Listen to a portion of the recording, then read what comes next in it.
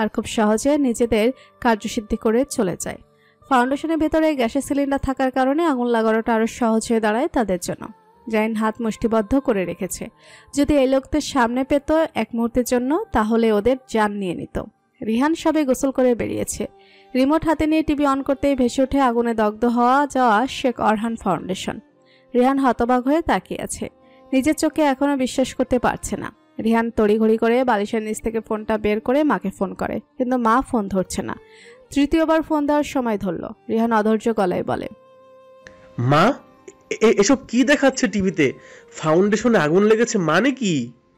বিরোধী দল আগুন দিয়েছে। মা, আমি বাড়ি আসছি এক্ষুনি। একদম না, এমনি বাড়ির আবহাওয়া গরম, তুই আসলে তোর বাবা আরো উত্তেজিত হয়ে যাবেন। কিন্তু মা, এত বড় একটা দুর্ঘটনা ঘটে গেল আর আমি এখানে বসে থাকবো? পারবো না, আমি আসছি বলে। জোহরা বেগম ধমকেশ্বরে বলেন, রিহান, মায়ের কথা শোন বাবা, এখানের পরিস্থিতি একটু বোঝার চেষ্টা কর। রিহান ধপ করে নরম বিছানাতে বসে পড়ে আর তপ্ত নিঃশ্বাস ছেড়ে বলে, ঠিক আছে, এটাই লাস্ট বার তোমার কথা শোনা। এরপর আর কোনো কথাই শুনবো না তোমার। বলে রিহান ফোন কেটে দেয়। জোহরা বেগম পড়েছে দুটোর নাই। ছোট ছেলেকে ছাড়া থাকতে একদম ভালো লাগছে না ওনার, কিন্তু আজমল শেখ যে ছেলের উপরে রেগে ফায়ার হয়ে আছেন।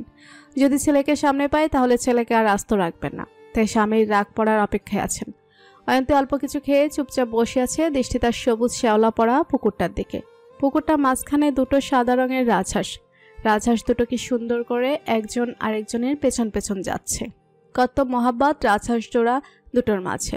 অয়ন্তীর ঠোঁটের কোণে স্মিত হাসির রেখা ফুটে ওঠে। এমন সময় গাড়ির শব্দ ভেসে আসে উঠোন থেকে। অয়ন্তী চকিতে চমকে ওঠে, সোজা হয়ে বসে। নিশ্চয়ই জাহিন এসেছে তাকে নিতে। অয়ন্তী তাড়াতাড়ি করে রুম থেকে বের হয়ে সদর দরজার কাছে এসে দাঁড়ায়। জাহিনের গাড়ি তো ঠিকই এসেছে, কিন্তু জাহিনের বদলে গাড়ি থেকে বেরিয়ে আসলো অন্য এক পুরুষ। অচেনা পুরুষ মানুষটিকে দেখে এতক্ষণের উত্তেজনা আনন্দ নিমিষে শেষ হয়ে গেল অয়ন্তীর। হামিদ খন্দকার তিয়াসের কাছে এগিয়ে এসে বলেন, তুমি কে বাবা? আঙ্কেল, আমি তিয়াস। জাহিন ভাই আমাকে পাঠালো ভাবিকে নেওয়ার জন্য। হামিদ খন্দকার মাথা দুলাতে দুলাতে বলল, ও আচ্ছা। আসলে ভাই আসতে পারেনি, জানেনই তো ওখানে পরিস্থিতি কেমন। কি যে হয়ে গেল। আচ্ছা, তুমি ভিতরে এসো, বসো। না আঙ্কেল, বসবো না। আপনি ভাবিকে গিয়ে বলুন তৈরি হতে, আমি এখানে অপেক্ষা করছি। তা কি করে হয়? তুমি শুকনো মুখে ফিরে যাবে নাকি আমার বাড়ি থেকে? আঙ্কেল বিশ্বাস করুন, একদম খেতে ইচ্ছে করছে না আমার। ইচ্ছে যখন করছে না আর জোর করলাম না। হামিদ খন্দকার সদর দরজার পাশে মেয়েকে দেখে বলেন, তৈরি হয়ে নাও জামাই, গাড়ি পাঠিয়েছি তোমাকে নেওয়ার জন্য। আন্টি চুপচাপ তৈরি হতে চলে যায়। সবার কাছ থেকে বিদায় নিয়ে পাড়ি জমায় শ্বশুর বাড়ির উদ্দেশ্যে। প্রায় সন্ধ্যার দিকে শেখ বাড়িতে এসে পৌঁছায় অন্তি। অন্তিকে দেখার সাথে সাথে যারা দৌড়ে এসে অন্তিকে জড়িয়ে ধরে বলে, কেমন আছো ভাবি? অন্তি স্মিত হেসে বলে, ভালো আছি। দেখে তো মনে হচ্ছে না। এমন সময় জোহরা বেগম ছেলের বউকে দেখে বলেন, এই তো আমার বৌমা চলে এসেছে। অয়ন্তী, আসো, তোমার দাদা শ্বশুর আর দাদি শাশুড়ি এসেছেন, এতক্ষণ তোমাদের জন্য অপেক্ষা করছিলেন তারা। অয়ন্তী সোফার দিকে তাকিয়ে দেখে দুজন বয়স্ক পুরুষ আর মহিলা বসে আছেন। দুজনের ঠোঁটজোড়া লাল হয়ে আছে, বোঝা যাচ্ছে তারা খুব পানখোর। বয়স্ক পুরুষ মানুষটি একেবারে জাহিনের ফটোকপি। অয়ন্তী ঢোক গিলে মাথার ঘুমটা ঠিক করে এগিয়ে যায় দাদা শ্বশুর আর দাদি শাশুড়ির দিকে। জোহরা বেগম চোখের ইশারায় অয়ন্তীকে বলে তাদেরকে সালাম করার জন্য। অয়ন্তী দাদির পা ধরে সালাম করতে রোকেয়া বানু বিরস গলায় বলে ওঠেন, হয়েছে হয়েছে, সালাম করতে হবে না, সুখে থাকো। অয়ন্তীর মুখটা শুকনো হয়ে গেল এমন ধরনের কথা শুনে। বুঝতে পারলো দাদি শাশুড়ি খুব একটা সুবিধার হবেন না। অয়ন্তী দাদা শ্বশুরকে সালাম করতে নিলে শেখ রেজাউল সাহেব অয়ন্তীর হাতটা ধরে ফেলে তার বসা থেকে উঠে দাঁড়িয়ে অয়ন্তীর মাথায় হাত দিয়ে স্নেহভরা গলায় বলেন, পা ধরে সালাম করতে হবে না, আমার নাতিকে নিয়ে সারা জীবন শান্তিতে থেকো, এই দোয়াই প্রাণ ভরে করি তোমাকে। অয়ন্তী বিনিময়ে মুস্কি হাসি দিল। রোকেয়া বানু আদেশের স্বরে অয়ন্তীকে বলেন, এই মেয়ে, আমার কাছে এসে বসো তো দেখি একটু। অয়ন্তী শাশুড়ি মায়ের দিকে তাকায়। জোহরা বেগম চোখের ইশারায় বসতে বললেন। অয়ন্তী রোকেয়া বানুর কাছে বসতেই অয়ন্তীর দুহাতে দুটো সোনার বালা পরিয়ে দিয়ে বলেন, নাত বউয়ের মুখ দেখলাম প্রথমবারের মতো, আর তার উপহার দিলাম তোমায় আমি। মেয়ে, সাবধানে রেখো বালাজোড়া। অয়ন্তী মাথা হেলিয়ে সায় দেয়। রোকেয়া বানু এবার এক তিক্তময় কথা বলে ওঠেন। তা মেয়ে, এই বাড়িতে পা রাখতে না রাখতে আমার নাতির সর্বনাশ ঘটিয়ে দিলে। কি অপয়া মেয়ে গো তুমি। অয়ন্তী চমকে ওঠে। বুকের ভেতরটা দুমড়ে মুচড়ে যাচ্ছে কথাটা শুনে। এখানে এসেও তাকে অপয়া কথাটা শুনতে হলো। হয়তো এখান থেকেই শুরু হলো তার এই বাড়িতে অপয়া ডাকটা। বসার ঘরে সবাই হতভম্ব হয়ে তাকিয়েছে অয়ন্তীর দিকে। জোহরা বেগম শাশুড়ি মাকে বলেন, মা, কি বলছেন এসব আপনি? ঠিকই তো বলেছি। আর ওর তো বিয়ে হওয়ার কথা ছিল রিহান দাদু ভাইয়ের সাথে, কিন্তু হয়ে গেল জাহিন দাদু ভাইয়ের সাথে। আজমল শেখ বলেন, মা, এখন কি কথাগুলো না বললে নয়? শেখ রেজাউল সাহেব স্ত্রীকে ধমকের স্বরে বলেন, রোকেয়া, তুমি চুপ করো। জোহরা বেগম যারাকে বলে, যারা, অয়ন্তকে নিয়ে উপরে যা, অনেকটা পথ জার্নি করে এসেছে। হ্যাঁ মা, ভাবি চলো। অয়ন্তী ঘোমটার আড়ালে চোখের নোনা জলটা মুছে নেয়। যারা অয়ন্তীকে নিয়ে উপরে চলে যায়।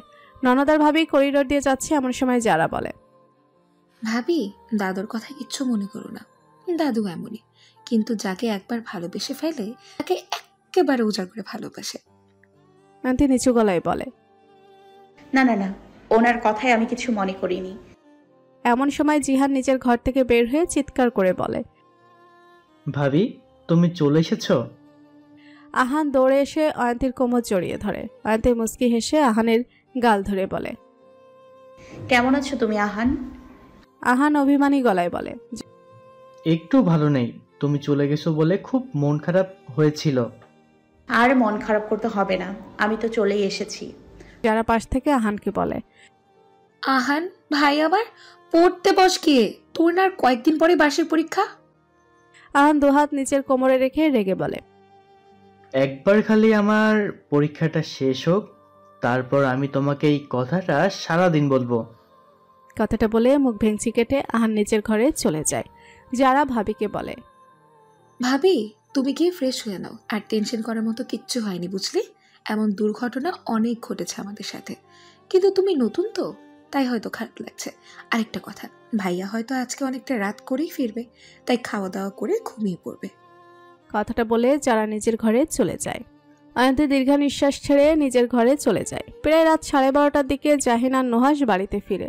নিজেদের কাছে বাড়ির চাবি থাকার কারণে বাড়ির কাউকে আর বিরক্ত করেনি। জাহিনের চোখে মুখে স্পষ্ট ক্লান্তির ছাপ, চুল উস্কো খুস্কো হয়ে আছে।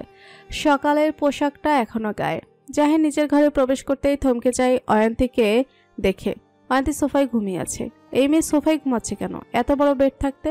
যারা ভাবিকে ভাইয়ের জন্য অপেক্ষা করতে না করলেও অয়ন্তীর স্বামীর জন্য অপেক্ষা করেছিল, কিন্তু কখন যে সোফায় ঘুমিয়ে গিয়েছে ক্লান্তিতে টের পায়নি। জাহিন ল্যাপটপ ব্যাগ আর কোটটা চেয়ারের উপরে রেখে ধীর পায়ে এগিয়ে যায় অয়ন্তীর দিকে। জাহিন সেন্ট্রাল টেবিলের উপরে আস্তে করে বসে অয়ন্তীর দিকে অপলক দৃষ্টিতে তাকিয়ে থাকে। কতটা নিশ্চিন্তে ঘুমাচ্ছে মেয়েটা, কিন্তু আদৌ কি নিশ্চিন্তে ঘুমাচ্ছে অয়ন্তী? জাহিন ঢোক গিলে হাত বাড়িয়ে অয়ন্তীর কপালের উপরে পড়ে থাকা চুলগুলো আলতো হাতে সরিয়ে দেয়। জাহিনের কি হলো কে জানে। নিজের মুখটা এগিয়ে নেয় অয়ন্তীর ললাটের দিকে। অয়ন্তীর ললাটে নিজের ওষ্ঠ ছুতে যাবে, তখনই থেমে যায় জাহিন। চোখ বন্ধ করে চল শক্ত করে নিয়ে তপ্ত নিঃশ্বাস ছেড়ে ফিরে আসে অয়ন্তীর নিকট থেকে। জাহিন কিছুক্ষণ তবদা মেরে বসে রইল অয়ন্তীর সম্মুখে। দীর্ঘ নিঃশ্বাস ছেড়ে জাহিন নিজের কোমর বাঁকিয়ে আস্তে করে অয়ন্তীকে পাজা কোলে তুলে নেয়। ঘুমান্ত অয়ন্তীর মাথা গিয়ে ঠেকে জাহিনের প্রশস্ত বুকে। জাহিন এক পলক ঘুমান্ত অয়ন্তীর দিকে তাকিয়ে অগ্রসর হয় বেডের দিকে। জাহিন অয়ন্তীকে বেডে রেখে আস্তে করে মাথাটা বালিশের উপরে রাখতে যাবে, সাথে সাথে অয়ন্তীর চোখ মেলে তাকায়। অয়ন্তীকে এভাবে চোখ মেলে তাকাতে দেখে জাহিন হকচকিয়ে ওঠে। বড় বড় চোখ করে তাকিয়ে আছে জাহিন অয়ন্তীর মুখপানে। মানে অয়ন্তী কি বাচ্চা নাকি যে বিছানায় শোয়াতেই ঘুম ভেঙে গেল? কতটা সাবধানতার সঙ্গে জাহিন অয়ন্তীকে শুয়ে দিয়েছিল, আর সেই মেয়ে কিনা এভাবে জেগে গেল। অন্যদিকে জাহিনকে অয়ন্তী নিজের এতটা কাছে দেখে হতভম্ব হয়ে যায়। 2-3টা বার চোখের পলক ফেলে বোঝার চেষ্টা করলো নিজের অবস্থানটা কোথায়। অয়ন্তী যখন নিজের অবস্থান বুঝতে পারলো, তখনই তাড়াহুড়ো করে উঠতে নিলে জাহিনের কপালের সাথে নিজের কপাল বাড়ি খায়। জাহিন মৃদু চিৎকার করে কপালে হাত রেখে বিছানাতে বসে পড়ে। অয়ন্তী জাহিনের আর্তনাদ শুনে অধৈর্য গলায় বলে, সরি, আমি বুঝতে পারিনি আপনার লেগে যাবে যে আসলে হঠাৎ করে আপনাকে এভাবে দেখে। জাহিন অয়ন্তীকে থামিয়ে দিয়ে বলে, আমি ঠিক আছে অয়ন্তী, এত উত্তেজিত হওয়ার কিছু হয়নি। অয়ন্তী অপরাধী গলায় বলে, কিন্তু আপনার তো এখন মাথায় শিং গজাবে, সাথে আমারও গজাবে। আদের বোকা বোকা কথা শুনে জাহিনের হাসতে ইচ্ছে করলো, কিন্তু হাসিটা দমন করে কপাল ঘষা অবস্থায় অয়ন্তীর দিকে ফিরে প্রশ্ন করে, তো শিং যাতে না গজায় তার জন্য করণীয় কি? আমার টোকা মারতে হবে আপনার কপালে। জাহিন নিঃশব্দে হাসলো। অয়ন্তী ফোলা মুখশ্রীর দিকে এক পলক তাকিয়ে থেকে বলে, আপনি কি বাচ্চা অয়ন্তী? জাহিনের মুখে আকস্মিক এমন কথা শুনে অয়ন্তী লজ্জা পেল। লজ্জায় মাথা নিচু করে নেয়। জাহিন পুনরায় বলে, আপনাকে সোফা থেকে কোলে করে এনে বেডে শুইয়ে দিলাম, অমনি অমনি বাচ্চাদের মতো জেগে গেলেন। মানে আমার কষ্টটা এভাবে বৃথা করে দিলেন? অয়ন্তী অবাক চোখে জাহিনের দিকে তাকালো। জাহিনের কথা শুনে মনে হচ্ছে যেন সে জেগে গিয়ে মস্ত বড় এক ভুল করে ফেলেছে। জাহিন তপ্ত নিঃশ্বাস ছেড়ে বসা থেকে উঠে দাঁড়ায়। আগে শাওয়ার নেওয়া দরকার।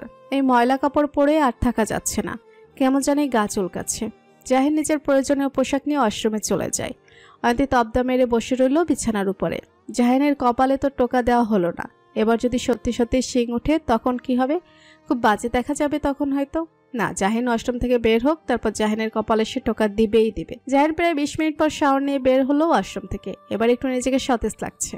জাহিন ওয়াশরুম থেকে বের হয়ে অয়ন্তীকে জেগে থাকতে দেখে বলে, এ কি জেগে আছেন কেন? এখনো ঘুমিয়ে পড়ুন। অয়ন্তী আমতা আমতা করে বলে, আপনি খাওয়া দাওয়া করেছেন? জাহিন কিয়ৎক্ষণ চুপ থেকে বলে, খেয়েছি। আপনি খেয়েছেন? খেয়েছি। জাহিন ভেজা চুল ছাড়তে ছাড়তে বলে, তাহলে শুয়ে পড়ুন। অয়ন্তী চোখ বন্ধ করে জোরে বলে ওঠে, বলছিলাম কি আপনি তো কপালে টোকা দিলেন না। অয়ন্তী কথাটা বলে আস্তে আস্তে চোখ মেলে জাহিনের দিকে তাকায়। জাহিন একদৃষ্টিতে তাকিয়ে আছে। জাহিনের তাকানো দেখে বড্ড লজ্জা পেল অয়ন্তী। লোকটা মাঝে মাঝে এভাবে তাকায় কেন তার দিকে? জাহিন হাতের তাওয়ালেটা চেয়ারের উপরে রেখে এগিয়ে আসে বেডের দিকে। জাহিন অয়ন্তীর মুখোমুখি হয়ে বসে। অয়ন্তী মাথা নিচু করে ঠোঁটে ঠোঁট চেপে রেখেছে। জাহিন মুচকি হেসে নিজের কপালটা বাড়িয়ে অয়ন্তীর কপালে, খুশি এবার? এখন আর শিং গজাবে না। যদিও এতে শিং গজায় না কপালে, তা আমার বোকা শোকা বউটা আবদার করলো, তাকে কি করে ফিরাই? অয়ন্তী বিস্মিত নয়নে জাহিনের দিকে তাকালো। কত সুন্দর মিষ্টি করে তাকে বউ ডাকলো জাহিন। অয়ন্তী মনে মনে খুব খুশি হলো। ফুটে উঠল ঠোঁটের কোণে মৃদু হাসি। কিন্তু পরক্ষণে দাদুর কথাটা মনে পড়তে মুখটা ফ্যাকাশে হয়ে যায় অয়ন্তীর। জাহিন অয়ন্তীর ফ্যাকাশে হয়ে যাওয়া মুখটা পরখ করে ভুরু কুচকে বলে, কি হয়েছে?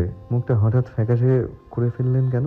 কিছুক্ষণ আগেও তো হাসি ছিল ওই অধর কোণে। অয়ন্তী ধরা গলায় বলল, আমার জন্যই আজ আপনার এত বড় একটা ক্ষতি হলো। জাহিন চোখ ছোট ছোট করে বলল, মানে? আমি সত্যি একটা অপয়া। যেই বাড়িতেই যাই সেই বাড়ির ক্ষতি করে ছাড়ি। এই বাড়িতে আসার পরপরই এত বড় একটা দুর্ঘটনা ঘটে গেল। সবাই ঠিকই বলে আমি সত্যি অপয়া। দাদু ঠিকই বলেছেন, আমি একটা অপয়া। জাহিন অয়ন্তীর কথা শুনে হতবাক হয়ে বলল, মানে কে অপয়া বললো আপনাকে? দাদু? দাদু আপনাকে অপয়া বলেছেন? অয়ন্তী আমতা আমতা করে বলে, না মানে আসলে। জাহিন শক্ত গলায় বলে, আপনাকে আমি একটা প্রশ্ন করেছি অয়ন্তী, দাদু কি সত্যি অপয়া বলেছেন আজকের এই ঘটনার জন্য আপনাকে? অয়ন্তী নিচু গলায় বলে, উনি তো ঠিকই বলেছেন। জাহিন ঘাড় ঘুরিয়ে তপ্ত নিঃশ্বাস ছেড়ে বলে, এখানে আপনার অপয়া হওয়ার কথা উঠছে কোথা থেকে? এই দুর্ঘটনা আপনি এই বাড়িতে আসার আগেও ঘটতে পারত, তখন কাকে অপয়া বলে গণ্য করা হতো? অয়ন্তী চুপ মেরে বসে রইল। ভুল জায়গাতে ভুল কথা বলে ফেলেছে সে। জাহিন রেগে গেছে বুঝতে পারছে, কিন্তু সে তো অপয়া ছোটবেলা থেকেই। তার জীবনের সাথে জড়িয়ে নানা দুর্ঘটনা ঘটে এসেছে। জন্মের সময় মাকে হারালো, কিন্তু মায়ের স্নেহ থেকে বঞ্চিত হতে হলো না তাকে। মায়ের মতো আগলে রেখেছে মামনি তাকে ছোটবেলা থেকে। কিন্তু তার জন্মের কয়েক বছর পরে তার দাদি মারা গেল তাকে বাঁচাতে গিয়ে।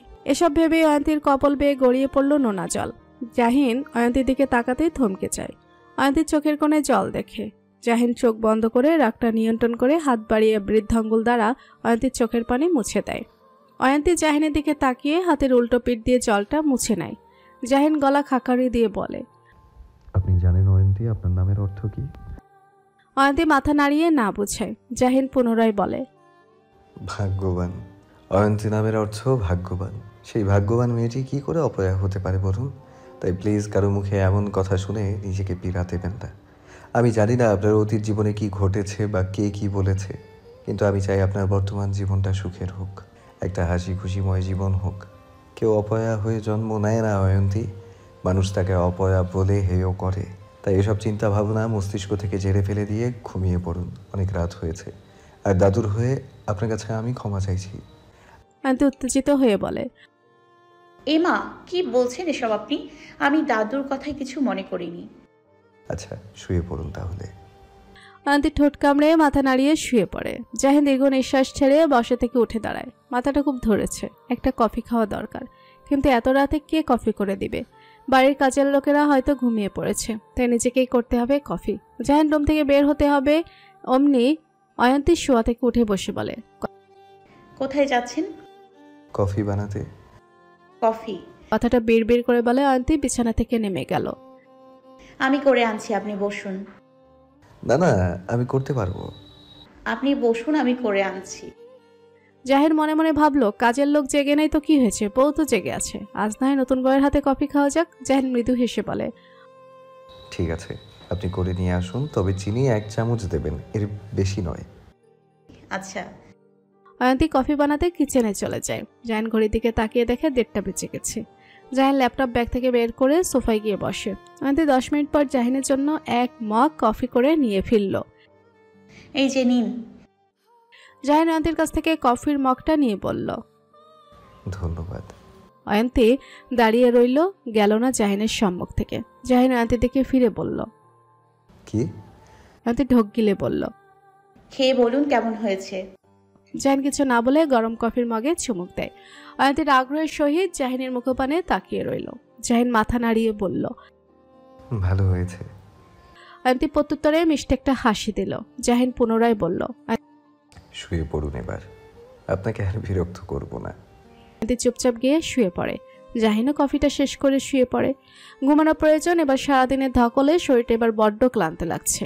ভোরের আলো ফুটেছে ভুবন জুড়ে, চারিদিকে সূর্যের সোনালি আভা ছড়িয়ে পড়েছে। সকালে স্নিগ্ধ বাতাসে জানালায় ঝুলে থাকা সাদা পর্দাগুলো দোল খাচ্ছে নিজের আপন মনে। জাহিনের ঘুম ছুটে গেল নিজের পায়ে কারো পায়ের ধাক্কা লাগাতে। ভোরকুচকে আধখোলা চোখে তাকালো। তাকাতেই ঝাপসা চোখের সামনে ভেসে উঠল এক ঘুমন্ত নারীর চেহারা। জাহিন আবারও চোখ বন্ধ করে নিয়ে সম্পূর্ণ চোখ খুলে তাকালো। অয়ন্তী ঘুমিয়ে আছে, 1 হাত থুতনি নিচে রেখে। চুল খোলা থাকার কারণে চুলগুলা এলোমেলোভাবে বালিশে ছড়িয়ে আছে। ঘুমান্ত অয়ন্তীর ভারী নিঃশ্বাসের শব্দ জাহিনের কানে প্রতিধ্বনি হচ্ছে। জাহিন মুস্কি হেসে বাম হাতটা নিজের মাথার নিচে রেখে অয়ন্তীর দিকে অপলক দৃষ্টিতে তাকিয়ে রইল। অয়ন্তীর গরম নিঃশ্বাস আস্তে পড়ছে জাহিনের বক্ষস্থলে। জাহিন আস্তে করে ডান হাতটা এগিয়ে নিয়ে অয়ন্তীর কপালে পড়ে থাকা চুলগুলো আলতো হাতে সরিয়ে দেয়, কিন্তু হাতটা নিজের কাছে না ফিরিয়ে এনে অয়ন্তীর কপালের উপরে আস্তে করে রাখল। নাম না জানা এক অনুভূতি সৃষ্টি হচ্ছে জাহিনের মনে। হৃদস্পন্দনের গতি ভারী হচ্ছে। তার পাশে ঘুমিয়ে থাকা মেয়েটি তার স্ত্রী, তার অর্ধাঙ্গিনী। যে কোনোদিন কল্পনাও করেনি সেটা ঘটে গেল তার জীবনের সাথে। জাহিন আনমনেই নিজের বৃদ্ধাঙ্গুল দ্বারা অয়ন্তীর গালে স্লাইড করল। জাহিনের স্পর্শ পেয়ে ঘুমের মাঝে অয়ন্তী ভুরু কুঁচকে নেয়। জাহিন তা দেখে দ্রুত অয়ন্তীর গাল থেকে নিজের হাতটা সরিয়ে নিয়ে চোখ বন্ধ করে নেয়। এদিকে অয়ন্তীর ঘুম ভেঙে যায়। চোখ মেলে জাহিনের দিকে তাকায়। জাহিনও কিছুক্ষণ পর চোখ মেলে তাকায়। জাহিনের চোখে চোখ পড়াতে অয়ন্তী হকচকে উঠে চোখ সরিয়ে নেয়। জাহিন গলা গাকারি দিয়ে উঠে বসে। অয়ন্তীও শোয়া থেকে উঠে গায়ে থাকা শাড়িটা পরিপাটি করে নেয়। এর মাঝে জাহিনের ফোন বেজে ওঠে। জাহিন ফোন নিয়ে দেখে সারাপ কল করেছে।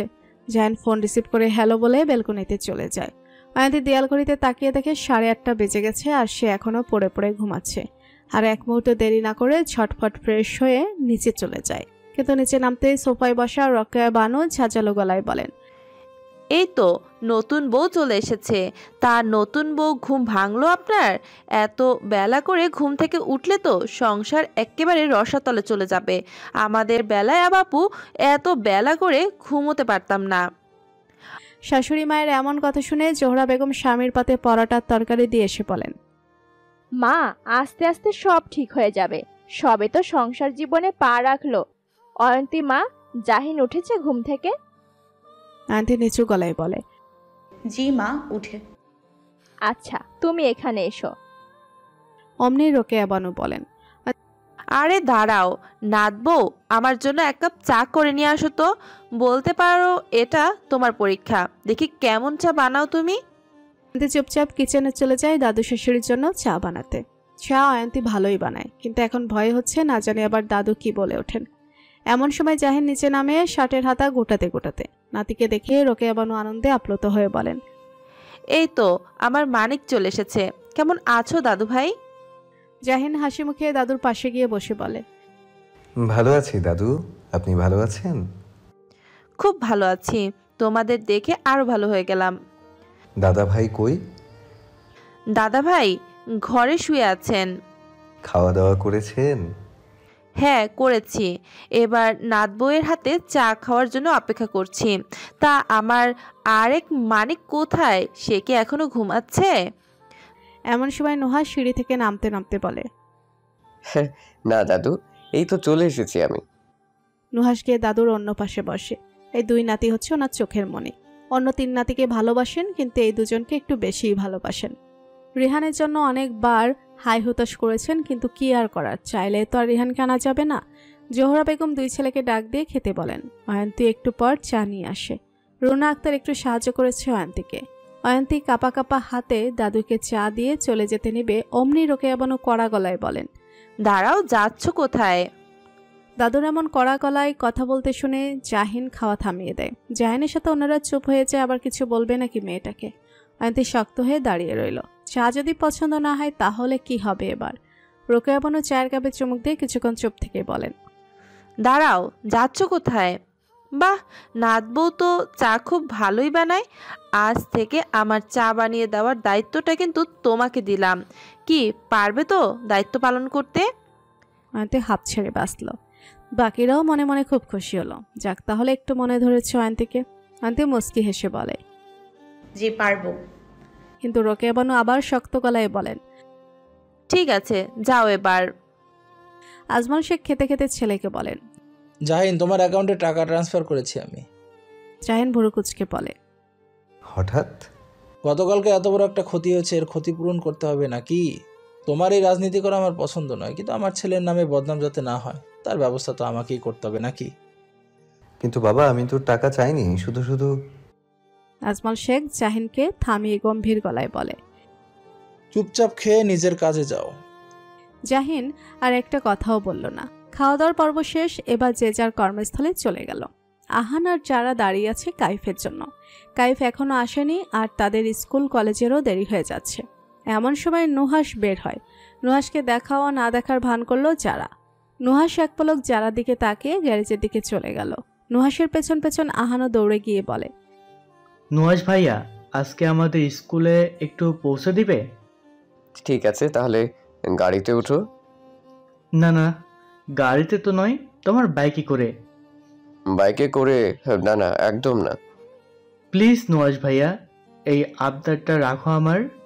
এমন সময় ক্যাব তাড়াহুড়া পায়ে আসে। কাইফকে দেখে যারা চিৎকার করে বলে, এই আহান, চল, কাইফ ভাই চলে এসেছে। আহানও চিৎকার করে বলে, না, আমি আজকে বাইকে করে যাব। আহান, বেশি ভাব না ধরে জলদি চল। না, আমি আজকে বাইকে করে যাব। এমন সময় জাহিন আসে আর যারাকে বলে, কি হয়েছে? যারা কিছু বলার আগে আহান দৌড়ে এসে জাহিনকে বলে, ভাইয়া, আজকে স্কুলে বাইকে করে যাই আমরা। বাইকে? প্লিজ প্লিজ, শুধু আজকের দিনটা। আচ্ছা ঠিক আছে, বাইকে করেই যাও আজকে।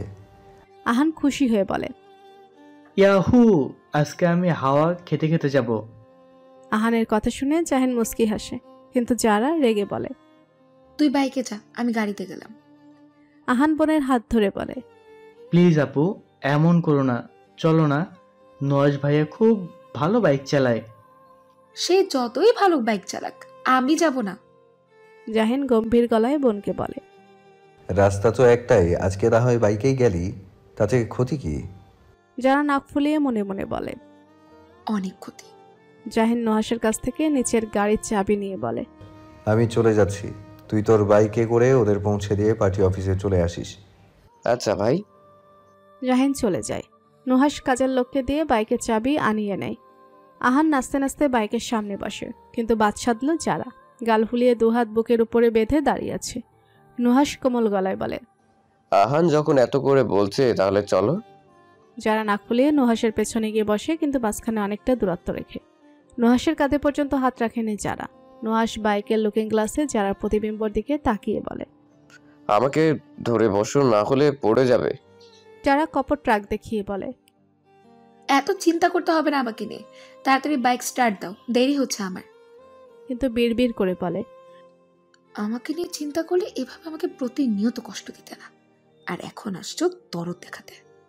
নুহাশ স্পষ্ট শুনতে পেল যারার কথাটা, কিন্তু কিছু বলল না। দীর্ঘ নিঃশ্বাস ছেড়ে বাইক স্টার্ট দিল, কিন্তু যারা একটিবারের জন্য নুহাশের কাঁধ ধরল না। নুহাশের বড্ড এগোতে লাগলো, এতে কিন্তু এর শোধও তুলবে।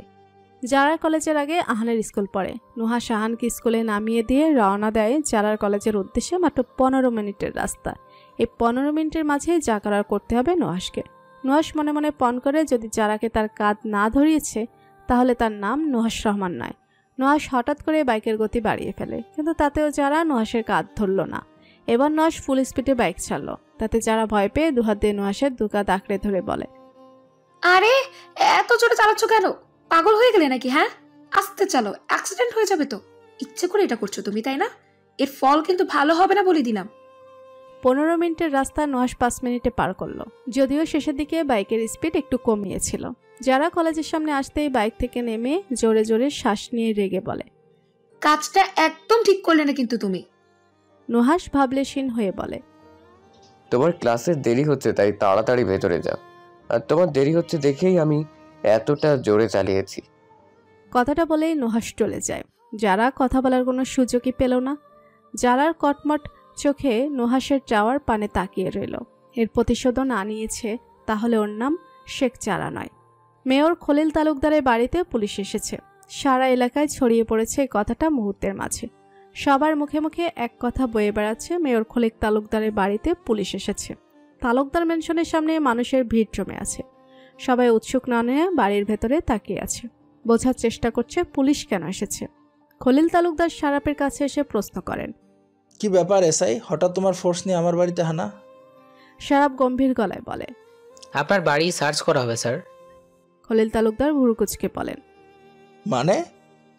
মানেটা হলো আমাদের কাছে খবর আছে আপনার বাড়িতে বেআইনি কাগজপত্র আর অবৈধ মালামাল আছে। খবরদাতাটা কে জানতে পারি? সরি স্যার, তার পরিচয় আমরা আপনাকে দিতে পারবো না। কিন্তু এভাবে তো কারো বাড়ি সার্চ করা যায় না এসআই, তার জন্য সার্চ ওয়া। শারাপ খলিল তালুকদারকে থামিয়ে দিয়ে বলে, প্রায় 2 বছর হতে চললো এই পেশায় আছি, তাই আইনটা আমি খুব ভালো করেই জানি স্যার। শারাপ হাতে থাকা সার্চ ওয়ারেন্টের কাগজটা খলিল তালুকদারের দিকে এগিয়ে দিয়ে বলে, এই যে সার্চ ওয়ারেন্ট, কাগজ আপনি চেক করে নিতে পারেন। কথাটা বলে ফোর্সদের ইশারা করে বলে, পুরো বাড়ি তল্লাশি করার জন্য। খলিল তালুকদার চুপচাপ গিয়ে সোফায় বসেন, পায়ের উপর পা তুলে আরাম করে। ওনার পাশে ওনার স্ত্রী লিপা বেগম দাঁড়িয়ে আছেন। লিপা বেগমের চোখে মুখে আতঙ্কের ছাপ। সাদিক বাড়িতে নেই, কিছু কাজের জন্য শহরের বাইরে গেছে। খলিল তালুকদার শারাপকে দাঁড়িয়ে থাকতে দেখে বলেন, এসআইয়ের জন্য 1 কাপ করতে বলি? না স্যার, তার কোনো প্রয়োজন নেই। আর আমি আপনার বাড়িতে চা পান করতে আসিনি, কাজে এসেছি। খলিল তালুকদার মুখ দিয়ে চ জাতীয় শব্দ উচ্চারণ করে বলেন, ঠিক আছে, অন্যদিন না হয় চা পান করার জন্য এসো। এমন সময় কনস্টেবল হান্নান করিম এসে শারাফের কানে কানে বলেন, স্যার কোনো কিছু পেলাম না তো। শারাফ ভুরুকুচকে বলে, সব জায়গা ভালো করে সার্চ করছেন? জি স্যার, শুধু একটা ঘর বাদে। একটা ঘর বাদ কেন? ওই ঘরটা তালা দেওয়া স্যার। ঠিক আছে। শারাফ খলিল তালুকদারকে উদ্দেশ্য করে বলে, স্যার তালাবদ্ধ ঘরটা খুলে দিতে হবে। খলিল তালুকদার কিছু মুহূর্ত নিশ্চুপ থেকে মাথা ঝাঁকিয়ে বলেন, হ্যাঁ অবশ্যই, আসলেই ওই ঘরটা আমার স্টাডি ঘর। কথাটা বলে খলিল তালুকদার বসা থেকে উঠে অন্য ঘরে গিয়ে চাবি এনে তালা খুলে দেয়। এই ঘরটাও সার্চ করা হয়, কিন্তু আশানুরূপ কোনো কিছু খুঁজে পাওয়া গেল না, শুধু বই ছাড়া। তো শারাফের মনে সন্দেহের বীজ বপন হচ্ছে, সামান্য একটা স্টাডি রুম তালাবদ্ধ করে রাখার মানে কি? খলিল তালুকদার উৎকণ্ঠা গলায় বলেন, তো এসআই কিছু কি পাওয়া গেল তল্লাশি করে? আর পাবেই বা কি করে, এই বাড়িতে তো তেমন কিছুই নেই। শারাফ শীতল চোখে খলিল তালুকদারের দিকে দৃষ্টি নিক্ষেপ করে বলে, এই সামান্য রুমে তালা দেওয়ার কারণটা কি জানতে পারি আমি স্যার? খলিল তালুকদার বাঁকা হেসে জবাব দেয়, এখানে অনেক গুরুত্বপূর্ণ জিনিসপত্র আছে, আমারই তালাবদ্ধ করে রাখা হয়েছে। বলা তো যায় না, যদি চুরি হয়ে যায় যদি কিছু। শারাফ ভুরু উঁচু করে বলে, ও, শুধু কি চোরের ভয়ে তালা দেওয়া হয়? চোরের কি এতই ক্ষমতা যে একজন মেয়রের বাড়িতে প্রাণের ঝুঁকি নিয়ে এসে সে চুরি করবে? খলিল তালুকদার নিঃশব্দে হেসে বলেন, কথা আছে সাবধানের মার নেই। তাই আমিও সাবধানে থাকি। বলা তো যায় না কখন কি হয়ে যায়। সাবধানে থাকা ভালো, কিন্তু মাঝে মাঝে এই সাবধানতার ফাঁক দিয়েও কিছু অসাবধানতার কাজ ঘটে যায়। খলিল তালুকদার ম্লান হেসে বলেন, একদম ঠিক বলেছো তুমি। কিন্তু এবার তোমাকে আমি একটা সাজেশন দিই, কারো অবান্তর কথায় নিজেদের সময় নষ্ট করবে না, বুঝলে? সময় বড্ড দামি একটা জিনিস, চলে গেলে কিন্তু পরে আফসোস করতে হবে।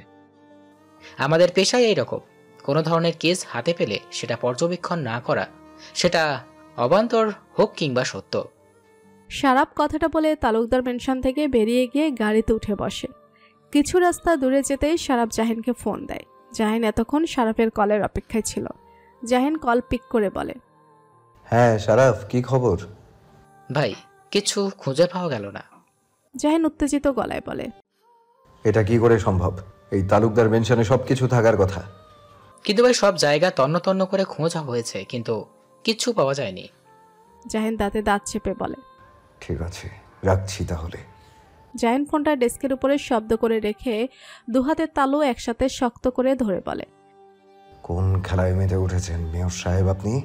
প্রতি পদে আমায় মাত দিয়ে যাচ্ছেন, কিন্তু আমি কিচ্ছু করতে পারছি না, কিচ্ছু না। এর পরের বার কি করবেন আপনি? আমার বিরুদ্ধে কি চাল দেবেন মেয়র সাহেব? জাহিনের চোখে মুখে ফুটে উঠেছে চিন্তার ছাপ। কি হতে চলেছে ভবিষ্যতে? আদৌ কি সে রাজনীতির পথে থাকতে পারবে, নাকি নোংরা কোনো ষড়যন্ত্রের শিকার হতে চলেছে, যে ষড়যন্ত্রের মাধ্যমে রাজনীতি থেকে সরে দাঁড়াতে হবে বাধ্য হয়ে? খলিল তালুকদার স্টাডি রুমের দরজাটা বন্ধ করে জোরে নিঃশ্বাস ছেড়ে শব্দ করে হেসে উঠে আর বলেন, এত সহজে তো আমাকে ধরা যাবে না জাহিন। আমি জানি এই চালটা তুমি দিয়েছ আমার বিরুদ্ধে। তোমার চালা প্রত্যেকটা পদক্ষেপ আমি বুঝতে পারি, কিন্তু তুমি আমার পদক্ষেপগুলো ধরতে পারবে না জাহিন। তুমি নিতান্ত একটা বাচ্চা ছেলে জাহিন। লড়াই হয় সমানে সমানে, কিন্তু তুমি এখন আমার সমতুল্য হতে পারোনি। কথাটা বলে এগিয়ে যায় বড় একটা বুকসেলফের দিকে। বুকসেলফের একটা বইয়ের আড়ালে থাকা সুইচে চাপ দিতে বুকসেলফটা আস্তে করে সরে যায় আর ভেসে ওঠে একটা গোপন কক্ষ। খলিল তালুকদার রুমের ভেতরে প্রবেশ করে বুকসেলফের পেছনে থাকা সুইচে চাপ দিতে বুকসেলফটা নিজের জায়গায় চলে যায়। এখানে যে একটা গোপন রুম আছে সেটা একমাত্র খলিল তালুকদার ছাড়া আর কেউ জানে না, আর বাইরে থেকে বোঝার কোনো ক্ষমতা নেই যে ভেতরে কোনো রুম আছে। রুমের ভেতরে রয়েছে নানা রকমের দলিল আর অনেক অবৈধ জিনিসপত্র। খলিল তালুকদার এগিয়ে গিয়ে একটা চেয়ারে বসে আর বলে, জাহিন, এবার তোমার বিরুদ্ধে যে অস্ত্রটা নিক্ষেপ করতে চলেছি তাতে তোমায় মেয়র পদে দাঁড়ানো তো দূরে থাক, তোমার মনোনয়নপত্র প্রত্যাহার করে দিবে নির্বাচন অফিস থেকে। আর রইল তোমার অতি প্রিয় জনগণদের কথা, তারা আমাকে দেখলে তেড়ে আসবে, সবাই তোমার মুখে থু থু দিবে। সবাই এটা বলবে, এই ভালো মানুষের মুখোশের আড়ালে একটা নিকৃষ্ট মানুষ লুকিয়েছিল। তোমার যত বিরোধী দল আছে সবাই যে একজোট হয়ে গেছে জাহিন, কি করে এই শক্তিশালী দল থেকে নিজেকে সেভ করবে, কি করে? বলে কুটিল হেসে পাঞ্জাবের পকেট থেকে ফোন বের করে কাউকে ফোন করে। রিহান বসে আছে, ফোন হাতে নেই। পাপড়ি নামের মেয়েটিকে রিহান কল দিচ্ছে, কিন্তু ধরছে না। মেয়েটি কল একবার ধরে হ্যালো বলে রিহানের পরিচয় জানার পর টাচ করে তার মুখের উপরে কল কেটে দেয়। এরপর রিহান অনেকবার কল দেয়, কিন্তু পাপড়ি ধরেনি। রিহানের বড্ড ইগোতে লাগছে, তাকে এভাবে উপেক্ষা করলো মেয়েটি। এত বড় সাহস! আজ বিকালে যদি মেয়েটিকে হাতে নাতে না ধরেছে তাহলে তার নাম রিহান নয়। দুপুরের দিকে জাহিন বাড়ি ফিরে আসে। ছেলেকে এত জলদি ফিরে আসতে দেখে জোহরা বেগম বলেন, জাহিন বাবা, আজ এত তাড়াতাড়ি চলে এলি যে, সব ঠিক আছে তো বাবা? জাহিন স্মিত হেসে বলে, হ্যাঁ মা, সব ঠিক আছে। জোহরা বেগম নরম গলায় বলে, রাজনীতি করা ছেড়ে দে বাবা, এসব ছেড়ে ব্যবসায় জয়েন হয়ে যা। জাহিন মাথা নাড়িয়ে বলে, রাজনীতি ছাড়তে পারবো না মা, এই কথাটা আর বলো না আমাকে, যে কথাটা আমি রাখতে পারবো না। তুই কেন বুঝতে চাচ্ছিস না কতটা দুশ্চিন্তায় থাকতে হয় আমাকে জানিস? যদি আরহানের মতো তোকেও হারাতে হয় তাহলে আমি সেটা সহ্য করতে পারবো না, পরিবারের কেউই সহ্য করতে পারবে না। আর অয়ন্তীর কথা ভাব একটু। জাহিন দীর্ঘ নিঃশ্বাস ছেড়ে বলে, ভাগ্যে আমার যা আছে তাই হবে মা, তাই এসব নিয়ে চিন্তা করো না। কথাটা বলেই জাহিন উপরে চলে যায়। জোহরা বেগম ছেলে যাওয়ার পানে হতাশ হয়ে তাকিয়ে রইল। জাহিন শার্টের বোতাম খুলতে খুলতে রুমের ভেতরে ঢুকতে হকচকে উঠে চোখ বড় বড় করে হা হয়ে সামনের দিকে তাকিয়ে আছে। অয়ন্তী কোমরের শাড়ির আঁচল গুজে চুল খোপা করে কাঠের চেয়ারে উপরে ছোট একটা টুল রেখে তার উপরে দাঁড়িয়ে সিলিং ফ্যান পরিষ্কার করছে। জাহিন কথা বলার ভাষা হারিয়ে ফেলেছে এই অবিশ্বাস্য দৃশ্য দেখে। মানে এই মেয়ের মাথায় কি কোনো সমস্যা আছে নাকি? কোনোভাবে ডর ভয় নেই, যদি পড়ে যায় এখান থেকে তখন কি হবে? জাহিন দু কদম এগিয়ে এসে অবিশ্বাস্য গলায় বলে, অয়ন্তী কি করছেন আপনি এসব? অয়ন্তী জাহিনকে দেখে অবাক হয়। ভেবেছিল জাহিনের আসতে দেরি হবে, কিন্তু তাড়াতাড়ি চলে আসলো। অয়ন্তী ইতস্তত গলায় বলে, ফ্যান পরিষ্কার করছি, কত ময়লা জমেছে এতে। আপনি কি পাগল অয়ন্তী? ময়লা জমেছে বুঝতে পারলাম, তাই বলে আপনি পরিষ্কার করবেন? বাড়িতে এতগুলো কাজের লোক আছে, তাদের কোনো একজনকে বলতে পারতেন। যদি পড়ে যান তখন কি হবে? কিছু হবে না, এগুলো করে আমার অভ্যাস আছে। বাড়িতে তো আমিই এসব পরিষ্কার করতাম। জাহিন কপট রাগ দেখিয়ে বলে, আর একটাও কথা নয়, চুপচাপ আপনি নিচে নামুন। পরিষ্কার করা শেষ, আর একটু জায়গা আছে। ওটা কাজের লোক করে নেবে। অয়ন্তী জেদ ধরে বলল, না না না, আমি যখন শুরু করেছি আমিই শেষ করব। জাহিন হার মানলাম। মেয়ে জাতি বড্ড জেদি জাতি, যেটা নিজে ভালো মনে করবে সেটাই করবে। জাহিনও আর কিছু বলল না, চুপচাপ দাঁড়িয়ে অয়ন্তীর কার্যক্রমগুলো দেখছে। অয়ন্তীর ফ্যান পরিষ্কার করা শেষ হলো। জাহিন তা দেখে দীর্ঘ নিঃশ্বাস ছেড়ে অন্যদিকে যাওয়ার জন্য পা বাড়ায়, কিন্তু অয়ন্তী আস্তে আস্তে করে নামতে নিলে, শাড়ির সাথে পা আটকে পড়ে যেতে নিলে চিৎকার করে ওঠে। জাহিন অয়ন্তীর চিৎকার শুনে চোখ বড় বড় করে অয়ন্তীর দিকে ফিরে দ্রুত গিয়ে অয়ন্তীকে ধরে, কিন্তু শেষ রক্ষা হলো না। নিচে টাইলসের উপরে পানি পড়ে থাকার কারণে জাহিন পা স্লিপ কেটে অয়ন্তীকে নিয়ে ধপাস করে নিচে পড়ে যায়। অয়ন্তীর চোখ বন্ধ রেখে ভয়ের চোটে জাহিনের খুলে রাখা শার্টটা আঁকড়ে ধরে। অয়ন্তীর মাথা গিয়ে ঠেকেছে জাহিনের প্রশস্ত বুকে। জাহিন দুহাত দিয়ে অয়ন্তীর বাহু শক্ত করে ধরে রেখেছে। জাহিন জোরে জোরে শ্বাস নিচ্ছে, কোমরে হয়তো লেগেছে বেচারার। অয়ন্তী আস্তে আস্তে করে জাহিনের বুক থেকে মাথা তুলে জাহিনের দিকে ফিরে তাকায়। জাহিনের চোখে মুখে অয়ন্তীর চুল পড়ে রয়েছে। জাহিন এক হাত দিয়ে নিজের মুখের উপর থেকে চুলগুলা সরিয়ে অয়ন্তীর দিকে শান্ত চোখে তাকায়। অয়ন্তী স্তব্ধ হয়ে গেছে। কি হলো এটা এই মুহূর্তে? জাহিন ভরাট গলায় বলে, আমার উপর থেকে কি উঠবেন, নাকি এভাবেই শুয়ে থাকার ইচ্ছে আছে আপনার আজীবন? অয়ন্তী তড়িঘড়ি করে উঠে বসে, লজ্জায় মাথা নিচু রেখে ঠোঁট চেপে বসে রইল। জাহিনও আস্তে আস্তে উঠে বসে অয়ন্তীর নিচু করে রাখা মুখটার দিকে এক পলক তাকিয়ে থেকে উঠে দাঁড়িয়ে কোমরে হাত রেখে আহত গলায় বলে, আপনাকে আমি একজন শান্তশিষ্ট মেয়ে ভেবেছিলাম অয়ন্তী, কিন্তু না, আপনি আমার ধারণাটা পুরো উল্টো করে দিলেন আজকের এই উদ্ভট কাণ্ড ঘটিয়ে। অয়ন্তী হতবাক হয়ে মুখ তুলে জাহিনের দিকে তাকায়। কি এমন উদ্ভট কাজ করলো সে যে জাহিনের ধারণা পুরো পাল্টে গেল? জাহিনের কিচ্ছু না বলে টাওয়ালটা নিয়ে ওয়াশরুমে চলে যায়। অয়ন্তী থম মেরে বসে রইল। জাহিনের ভাষ্য মতে তাহলে কি ফ্যান পরিষ্কার করা কাজটা একটা উদ্ভট কাজ? কিন্তু সে তো ভালোর জন্যই করেছিল, পরিষ্কার পরিচ্ছন্ন থাকাতেই ইমানের অঙ্গ। কিন্তু এখন যা ঘটেছে সবটা জাহিনের জন্য। জাহিন যদি এখন না আসতো তাহলে অয়ন্তী সুন্দর করে কাজটা শেষ করতে পারত, কিন্তু জাহিন এসে সব উল্টে দিল সব। অয়ন্তী বসা থেকে উঠে ঘরটা পরিষ্কার করে নিচে চলে যায়। জাহিন ওয়াশরুম থেকে বের হয়ে ঘরের চারিপাশ নজর বোলায়। আগের তুলনায় ঘরটা আরো বেশি গোছানো মনে হচ্ছে জাহিনের কাছে। ঘরের ভেতরে কিছুটা পরিবর্তন এসেছে, যেমন অয়ন্তীর সাজগোছের জিনিস আর বইপত্র। কিছুদিন আগে ছিল এই ঘর শুধুমাত্র একজন পুরুষ মানুষের, আর এখন পুরুষ মানুষটার সাথে একজন নারীরও হয়ে গেল ঘরটা। সময়ের সাথে মানুষের জীবন কিভাবে পরিবর্তন হয়ে যায়। জাহিন এসব চিন্তা বাদ দিয়ে অয়েন্টমেন্ট বের করে কোমরে লাগিয়ে নেয় যাতে ব্যথা না আসে। খুব একটা বেশি ব্যথা পায়নি, কিন্তু তারপরও সাবধানে থাকা ভালো। জাহিন নিচে নেমে দেখে অয়ন্তী সবার হাতে হাতে কাজ করছে। এ যেন এক পাক্কা ঘরনি। দুদিন হলো এসেছে আর এসেই কাজে লেগে পড়ল। জাহিনকে আসতে দেখে শেখ রেজাউল সাহেব মজা করে বলেন, কি দাদা ভাই, কি দেখো? জাহিন বিহব্বল হয়ে দাদা ভাইয়ের পাশে গিয়ে বসে বলে, কিছু না দাদা ভাই, আপনার শরীর স্বাস্থ্য ভালো আছে? একদম পারফেক্ট। তোমাদের মতো জোয়ান পোলাপানের সাথে ইচ্ছে করলে ফুটবল খেলতে পারবো। জাহিন প্রত্যুত্তরে হেসে অয়ন্তীর দিকে তাকালো। মেয়েটা তার চোখের সামনে থাকলে কেন জানি আপনা আপনি চোখ চলে যায়। হাজার চেষ্টা করলেও চোখ ফেরানো যায় না। এদিকে অয়ন্তী একবার রান্নাঘরে যাচ্ছে তো আবার ডাইনিং টেবিলের কাছে আসছে।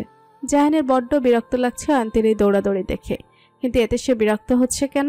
তার মানে কি প্রেমে পড়ে যাচ্ছে সে তার বিবাহিত স্ত্রীর? হয়তো 3 বার বলা কবুলের জোরেই তাকে তার স্ত্রী প্রেমে পড়তে বাধ্য করছে।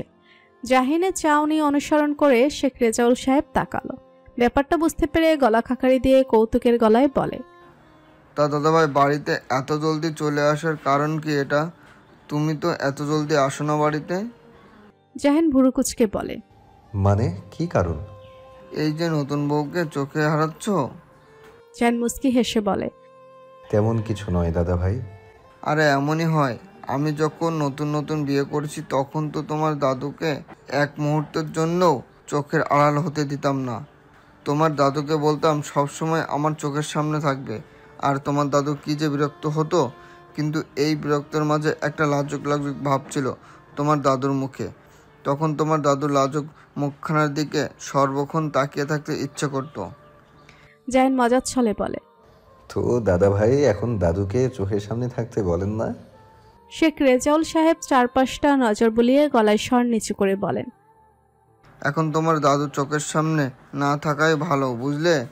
সামনে থাকলে আমার সর্বনাশ। জাহিন হাসলো দাদা ভাইয়ের কথায়, কিন্তু তার দাদার বয়সে যাওয়ার আগেই যে মনে হচ্ছে তার সর্বনাশ ঘটে গেছে। রবীন্দ্রনাথ ঠাকুরের একটা উক্তি আছে না, প্রহর শেষে আলোয় রাঙা সেদিন চৈত্র মাস, তোমার চোখে দেখেছিলাম আমার সর্বনাশ। কিন্তু এখন তো চৈত্র মাস নয়, বরং অগ্রহায়ণ মাসের শেষ সপ্তাহ চলছে। চৈত্র মাস আসার আগেই যে তার সর্বনাশ ঘটে গেল, আর চোখের সামনেই তার সর্বনাশ ঘুরে বেড়াচ্ছে। যে সর্বনাশের মাঝে চাইলেই ডুব দেওয়া যেতে পারে, কিন্তু এত জলদি ডুব দিতে চায় না জাহিন। আর একটু সর্বনাশ হোক তারপর না হয় সর্বশান্ত হয়ে আজীবনের জন্য ডুব দিবে। রিহান 4 রাস্তার মোড়ে দাঁড়িয়ে আছে, মুখে মাস্ক পরে অপেক্ষা করছে পাপড়ি নামের মেয়েটির জন্য। প্রায় আধ ঘন্টা হয়ে গেছে রিহান পাপড়ির জন্য অপেক্ষা করছে, কিন্তু পাপড়ির দেখা নেই। মেয়েটি কি আজকে আসেনি? কিন্তু সে তো অনেক আগেই এসেছে, নাকি মেয়েটি চলে গেছে তার আসার আগেই? রিহানের চোখে ফুটে উঠেছে বিরক্তির ছাপ। হঠাৎ করে নজর পড়ে পাপড়ির দিকে। পাপড়ি আসছে আর সাথে একটি মেয়ে। পাপড়ি মেয়েটির সাথে কথা বলছে আর হাসছে। পাপড়ির প্রাণখোলা হাসির দিকে এক পলক তাকিয়ে রয়েছে রিহান।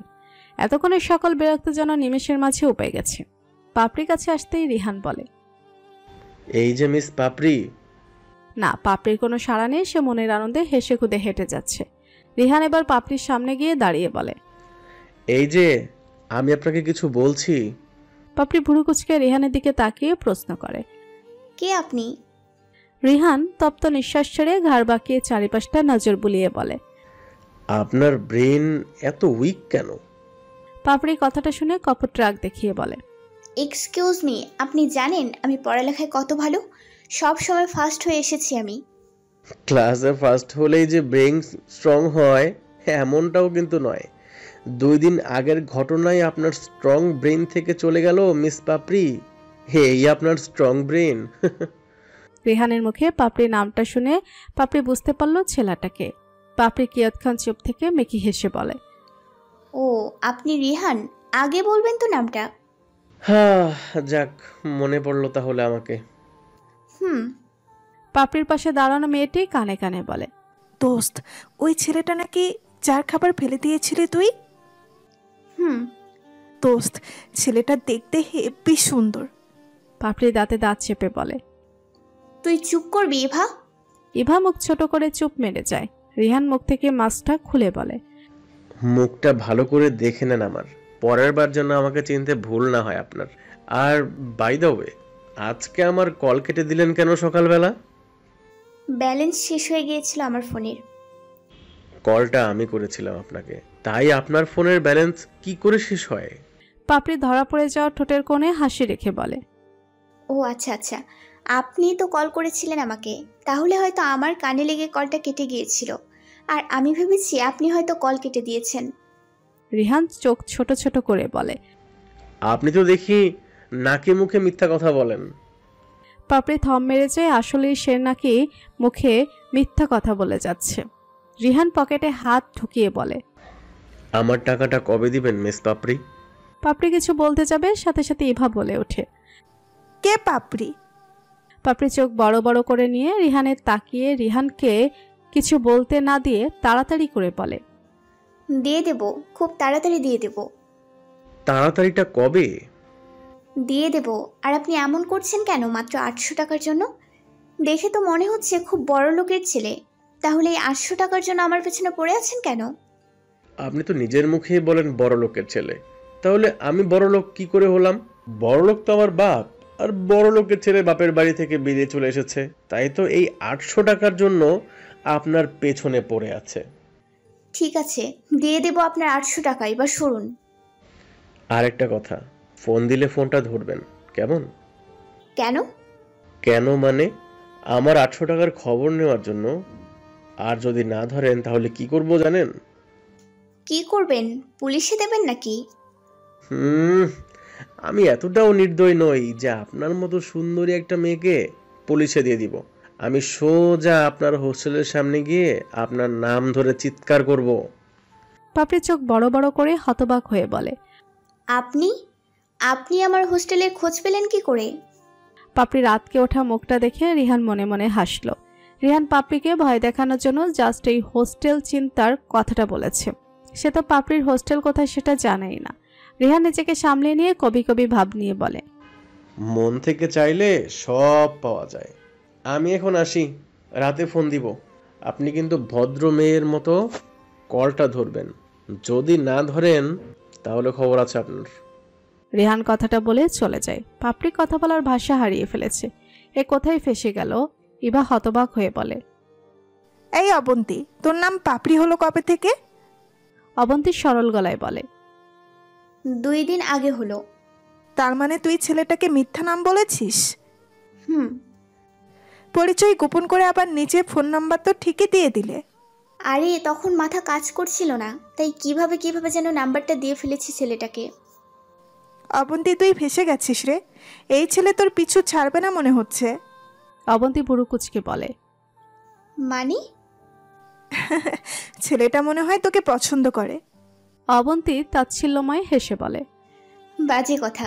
2 দিন আগে জাস্ট একটা ধাক্কা খেলাম আর ছেলেটা আমাকে পছন্দ করে ফেললো। তুই মিলিয়ে নিস আমার কথাটা। আচ্ছা, মিলিয়ে নেব। এখন চল, না হলে হোস্টেলের গেট বন্ধ করে দিবে। হাঁটা ধরল 2 বান্ধবী। ইভা হাঁটার মাঝে মজা করে বলে, কিন্তু তুই যাই বলিস দোস্ত, ছেলেটা হেব্বি দেখতে, আর তোর সাথে মানাবেও খুব, পুরাই চকলেট বয়। তোর মুখটা বন্ধ করে চুপচাপ হাঁট। কিন্তু অবন্তী খুব চিন্তায় পড়ে গেছে। এভাবে পরিচয় নিয়ে মিথ্যা কথা বলাটা ঠিক হয়নি তার। ছেলেটাকে যত তাড়াতাড়ি সম্ভব তার টাকা তাকে বুঝিয়ে দিয়ে এই ভাট থেকে নিস্তার পেতে হবে। রাত প্রায় 10:30 বাজে ঘড়িতে। আকাশে গোলতালার মতো চাঁদ উঠেছে। তার সাথে আকাশ জুড়ে তারার মেলা বসেছে। অয়ন্তী ব্যালকনিতে দাঁড়িয়ে আছে। এতক্ষণ নিচে থাকা জাহিনীর দিকে তাকিয়েছিল, কিন্তু এখন এক নজরে আকাশের দিকে তাকিয়ে আছে আর বারবার দীর্ঘ নিঃশ্বাস ছাড়ছে। অন্যদিকে জাহিন বাগানের মধ্যবর্তী স্থানে রঙিন টিন দিয়ে বানানো ছাউনির নিচে বসে আছে, আর তার পাশে কয়েকজন মানুষ বসে আছে। হয়তো কিছু ব্যাপার নিয়ে মিটিং চলছে তাদের মাঝে। একসময় মিটিং শেষ হলো, একে একে সবাই চলে যায়, কিন্তু জাহিন ঠাই বসে রয়েছে। পাশে দাঁড়িয়ে থাকা নুহাস বলে, ভাই ভেতরে যাবে না? জাহিন আস্তে করে বলে, তুই যা, আমি আসছি একটু পর। বেশিক্ষণ থেকো না, ঠান্ডা লাগবে। তুই যা। নুহাস মাথা নাড়িয়ে ভেতরে চলে আসে। ভেতরে আসতেই শিরিন খালাকে বলে, খালা 1 মগ কফি বানিয়ে দিতে পারবে আমাকে? আচ্ছা, আমি কফি নিয়ে আইতাছি। নুহাস উপরে চলে যায়। এর কিছুক্ষণ পরেই যারা নামিয়ে নিচে খালি ওয়েটারের বোতল নিয়ে শিরিন খালাকে দেখে বলে, খালা, আমার বোতলে পানি ভরে দাও তো। শিরিন খালা বলেন, এই নুহাস ভাইকে কফিটা দিয়ে আসি, পরে তোমার বোতলে পানি ভরে দিতাছি। যারা থম মেরে যায় শিরিন খালার কথাটা শুনে। শিরিন খালা কফিটা নিয়ে চলে যেতে নিলে যারা কিছু একটা ভেবে অধৈর্য গলায় বলে, খালা, আগে তুমি আমার বোতলে পানি ভরে দাও, পরে নুহাস ভাইকে কফিটা দিয়ে আসো। আমি যাব আর আসবো। যারা জেদ ধরে বলে, না না, তুমি আগে আমার কাজটা করে যাও। কথাটা বলে নিজেই শিরিন খালার কাছ থেকে কফির মগটা নিয়ে ডাইনিং টেবিলের উপরে কফির মগটা রেখে শিরিন খালার হাতে ওয়াটার বোতলটা দিয়ে বলে, আগে বোতলটা ভরে দাও, পরে অন্য কাজ। ঠিক আছে। শিরিন খালা কিচেনে চলে যেতে যারা বাঁকা হেসে বলে, আজকে আমাকে ভয় দেখিয়েছো তুমি, তাই না? তোমাকে যদি নুনে পোড়া কফি না খাইয়েছি আজকে আমি। যারা তাড়াতাড়ি করে ডাইনিং টেবিলের মাঝখানে রাখা লবণের পাত্রটা এনে এক খবলা লবণ নিয়ে কফির মগে দিয়ে চামচ দিয়ে নাড়তে থাকে। চোখে মুখে ফুটে আছে পৈশাচিক এক আনন্দ। শিরিন খালার আসার আওয়াজ শুনে তাড়াতাড়ি করে লবণের পাত্রটা যথাস্থানে রেখে ভালো মানুষের মতো দাঁড়িয়ে রইল যারা। শিরিন খালা যারাকে বোতলটা দিয়ে বলে, এই যেও না, তোমার বোতলটা দাও। যারা বোতলটা নিয়ে বলে, ঠিক আছে, এবার তুমি কফিটা দিয়ে আসো নুহাস ভাইকে। হ্যাঁ, তাড়াতাড়ি গিয়ে, না হলে আবার ঠান্ডা হয়ে যাবে, তখন খেতে মজা লাগবে না। হ্যাঁ হ্যাঁ, আমি যাইতেছি। শিরিন খালা চলে যেতেই যারা বিড়বিড় করে বলে, এই মজাটা তো মিস করা যাবে না। বলেই দৌড়ে সিঁড়ি বেয়ে নিজের ঘরে চলে গিয়ে পর্দার আড়ালে লুকিয়ে নুহাসের ঘরের দিকে তাকিয়ে রইল।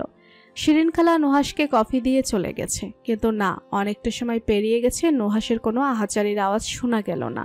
যারা ভুরু কুচকে বলে, কি হলো ব্যাপারটা? কোনো সারা শব্দ আসছে না কেন? যারা ঘর থেকে বেরিয়ে পা টিপে টিপে নুহাসের ঘরের সামনে গিয়ে কান পেতে দাঁড়িয়ে রইল। না, নুহাসের কোনো সারা শব্দ নেই। যারা এবার আস্তে করে পর্দাটা সরিয়ে ভেতরে তাকাতেই যা দেখলো তাতে যারা চোখ দুটো রসগোল্লার ন্যায় বড় বড় হয়ে যায়। নিজের দু চোখকে সে বিশ্বাস করতে পারছে না। সে কি ভুল দেখছে নাকি? যারা নিজের দুহাত দিয়ে দু চোখ কসলিয়ে নিল। না, সে ঠিকই দেখছে। নুহাস লবণ মেশানো কফিটা তৃপ্তি ভরে খাচ্ছে, মনে হচ্ছে যেন অমৃত খাচ্ছে। যারার মাথা ঘুরছে এটা দেখে। একজন স্বাভাবিক মানুষ কি করে নুনে পোড়া কফিটা এত তৃপ্তি করে খেতে পারে? যারা চোখ মুখ বিকৃত করে মনে মনে বলে, এ তো মানুষ নয়, এ তো স্বয়ং সমুদ্রে বাস করে সামুদ্রিক। এই লোক কেন নোনা জল থেকে স্থলে চলে আসলো? যারা আর দাঁড়িয়ে থাকতে পারছে না। এখানে আর কিছুক্ষণ দাঁড়িয়ে থাকলে মাথা ঘুরে নিশ্চিত পড়ে যাবে। যারা আস্তে করে সরে আসে, এলোমেলো পায়ে হেঁটে নিজের ঘরে এসে ধপ করে বেডে বসে পড়ল। বেডের উপরে রাখা ওয়াটার বোতলটা নিয়ে ক্যাপ খুলে টক টক করে পানি খেতে শুরু করে। পানি খেয়ে যারা অবিশ্বাস্য গলায় বলে, এটা কি করে সম্ভব? নুহাস ভাই কি করে এই লবণ মিশানো কফি খেলো? নাকি আমি লবণের জায়গাতে চিনি মিশিয়ে দিয়েছি? কিন্তু পাত্রটা তো লবণের পাত্রই ছিল, চিনির পাত্র তো কিচেনে থাকে। তাহলে যারা কথাটা বলে ঠোঁট কামড়ে ধরে তবদা মেরে বসে রইল। আজকে আর তার সারা রাত ঘুম হবে না এই চিন্তায়। জাহিন প্রায় 15 মিনিট বসে রইল এক জায়গাতে। দীর্ঘ নিঃশ্বাস ছেড়ে উঠে দাঁড়িয়ে হাঁটা দাঁড়ল বাড়ির ভেতরে যাওয়ার উদ্দেশ্যে। জাহিন কিছু একটা মনে করে উপরের দিকে তাকাতে অন্তিকে বেলকনিতে দাঁড়িয়ে থাকতে দেখে থমকে যায়। এই মেয়ে ঠান্ডা বাতাসের মাঝে এইভাবে দাঁড়িয়ে আছে কেন, তা আবার গরম কাপড় ছাড়া?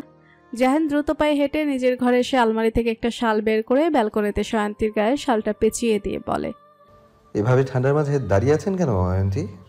আকস্মিক নিজের গায়ে শাল আর জাহিনের কণ্ঠস্বর শুনে অয়ন্তী চমকে গিয়ে জাহিনের দিকে তাকায়। জাহিন ভুরু কুচকে বলে, কোনো সমস্যা? অয়ন্তী শালটা নিজের গায়ে ভালো করে ছড়িয়ে নিয়ে মাথা নাড়িয়ে নিচু গলায় বলে, না, কোনো সমস্যা নেই। তাহলে এভাবে ঠান্ডার মাঝে দাঁড়িয়ে আছেন কেন? অয়ন্তী আকাশের দিকে পুনরায় নজর রেখে বলে, আচ্ছা, প্রিয় মানুষ হারানোর যন্ত্রণা কি কখনো ভুলে যাওয়া যায়? অয়ন্তীর মুখে আকস্মিক এমন কথা শুনে জাহিন বড্ড অবাক হয়। জাহিনের উত্তরের অপেক্ষা না করে অয়ন্তী কোমল স্বরে বলে, দূর আকাশের ওই চারটার পাশে যে দুইটা তারা ঝলমল করছে, ওই তারার দুটোকে আমি কি ভাবি জানেন? জাহিন আকাশের দিকে তাকিয়ে নির্বিকার ভঙ্গিতে প্রশ্ন করল, কি ভাবেন? একটা আমার মা আর একটি তার পাশেরটা আমার দাদু। যখনই তাদের কথা আমার খুব মনে পড়ে, তখনই আমি আকাশের শত শত তারাদের ভিড়ের মাঝে তাদেরকে খুঁজে বেড়াই। কথাটা বলতে বলতে অয়ন্তীর কপাল বেয়ে গড়িয়ে পড়ে চোখের নোনা জল। অন্যদিকে জাহিনের দু চোখ ভরে উঠেছে নোনা জলে। চোখের পলক ফেললেই গড়িয়ে পড়বে সেই নোনা জল। জাহিন ঢোক গিলে ধরা গলায় বলে, যারা আমাদের ছেড়ে চলে যায় আজীবনের জন্য, তারা কি সত্যি আকাশের তারা হয়ে যায়? জানি না, কিন্তু আমার বিশ্বাস আমার মা আর দাদু আকাশের তারা হয়ে আমাকে সব সময় দেখছে। জাহিন আহত গলায় বলে, তাহলে কি ভাইয়াও আমাকে দেখছে আকাশের তারা হয়ে? হয়তো। জাহিন কিছু একটা ভেবে চোখের জল মুছে নিয়ে তপ্ত নিঃশ্বাস ছাড়ে অন্যদিকে ফিরে। পুরুষ মানুষদের এভাবে মেয়ে মানুষের মতো চোখের জল ফেলতে নেই। তাদের মনের ভেতরের শত শত যন্ত্রণাকে মাটি চাপা দিয়ে সবসময় শক্ত থেকে মেয়েদের চোখের জল মুছে দিতে হয়, এটাই প্রকৃতির নিয়ম। জাহিন অয়ন্তীর দিকে ফিরে তাকায়। মেয়েটা নিঃশব্দে অবিশ্রান্ত ধারায় কান্না করে যাচ্ছে। মেয়েটাকে একটু সান্ত্বনা দেওয়া উচিত তার। জাহিন দুহাত বাড়িয়ে অয়ন্তীর ছোট্ট মুখখানা নিজের দুহাত দ্বারা আগলে নেয়। অয়ন্তী অশ্রুসিক্ত নয়নে জাহিনের দিকে তাকিয়ে আছে। জাহিন অয়ন্তীর চোখের জল মুছে দুহাত অয়ন্তীর গালের উপরে রেখেই নরম গলায় বলে, যারা আল্লাহর কাছে অতি প্রিয় মানুষ হয়, তাদেরকে আল্লাহ তাআলা একটু বেশি তাড়াতাড়ি আমাদের সকলের কাছ থেকে কেড়ে নেন। তাই এটা নিয়ে কষ্ট না পেয়ে তাদের জন্য আল্লাহর কাছে দোয়া করা উচিত আমাদের, তাই না? অয়ন্তী জাহিনের দিক থেকে দৃষ্টি সরিয়ে নেয়, কিন্তু কিছু বলে না জাহিনের কথা শুনে। অয়ন্তীর কান্না থেমেছে, কিন্তু ফুফানো কমেনি। কান্না করার কারণে অয়ন্তীর চোখ মুখ লাল হয়ে আছে, বিশেষ করে নাকের ডগা লালচে হয়ে আছে। লাল ঠোঁট জোড়া কান্না করার জন্য তিত্তির করে কাঁপছে। জ্যোৎস্নার আলোতে অয়ন্তীকে অপূর্ব লাগছে জাহিনের চোখে। জাহিন শুকনো ঢোক গিলে তাকে অয়ন্তীর দিকে অন্যদিন গোলার তুলনায় আজকে বড্ড টানছে। মনের সকল আবদ্ধ অনুভূতিরা যেন জেগে উঠছে ধীরে ধীরে। বুকের ভেতরে থাকা হৃৎপিণ্ডটা এভাবে লাফাচ্ছে কেন, মনে হচ্ছে যেন এক্ষুনি বেরিয়ে যাবে। বড্ড অধৈর্য দেখা গেল জাহিনকে, কিন্তু নিজের টাল হারালো না। আজকে না হয় নিজের মনের ভেতরে সুপ্ত হয়ে থাকা ইচ্ছেগুলোকে একটু প্রাধান্য দেওয়াই যেতে পারে। জাহিন কিছুক্ষণ ঠোঁটে ঠোঁট চেপে রেখে প্রগাঢ় গলায় বলে, অয়ন্তী চোখ তুলে তাকায় জাহিনের পানে। জাহিনের শান্ত চোখের গভীর চাউনি দেখে অয়ন্তীর বুকটা ধক করে ওঠে। জাহিনের আজকের এই চাউনি বড্ড অন্যরকম লাগছে অয়ন্তীর কাছে। সেটা মেয়ে হয়ে সে স্পষ্ট বুঝতে পারছে জাহিনের চোখের ভাষা। অয়ন্তী ঢোক গিলল। জাহিন পুনরায় বলে উঠল, একটা কথা বলবো, রাখবেন? অয়ন্তী নিচু গলায় বলে, কি কথা? জাহিন ঘোর লাগা কণ্ঠে বলে, আপনায় যদি আজকে একটু গভীরভাবে ছুঁয়ে দেই, তাহলে কি আমি খুব বেশি অপরাধী হয়ে যাব আপনার চোখে? জাহিনের মুখে এমন কথা শুনে অয়ন্তীর দম আটকে যায়। কি বলবে সে জাহিনকে? এমনভাবে আবদার করলে কি ফিরিয়ে দেওয়া যায়? যায় না তো আর। সেখানে যদি হয় তার স্বামী। অয়ন্তী লজ্জায় চোখ বন্ধ করে নিয়ে অপেক্ষা করে নতুন এক স্পর্শের। জাহিন অয়ন্তীর বন্ধ চোখের পাতা দেখে বুঝতে পারল অয়ন্তী তাকে অনুমতি দিয়েছে। জাহিন আস্তে করে ঝুঁকে আসে অয়ন্তীর মুখের দিকে। জাহিনের গরম নিঃশ্বাস আশ্রে পড়ছে অয়ন্তীর মুখে। জাহিন অয়ন্তীর লাল হয়ে থাকা নাকের ডগায় নিজের পুরুষালী ঠোঁট ছোঁয়। প্রথম কোনো পুরুষের ছোঁয়া পেয়ে অয়ন্তী মুচড়ে ওঠে। শির দ্বারা বেয়ে চলে যায় এক নাম না জানা এক অনুভূতি। সমস্ত কায়া কেঁপে ওঠে তার। শরীর যেন অসাড় হয়ে আসছে তার, কিন্তু তারপরও ঠাই হয়ে দাঁড়িয়ে রইল। জাহিন নিজেকে আর ধরে রাখতে না পেরে নিজের ঠোঁটে গিয়ে নেয় অয়ন্তীর কাঁপতে থাকা ওষ্ঠদ্বয়ের দিকে।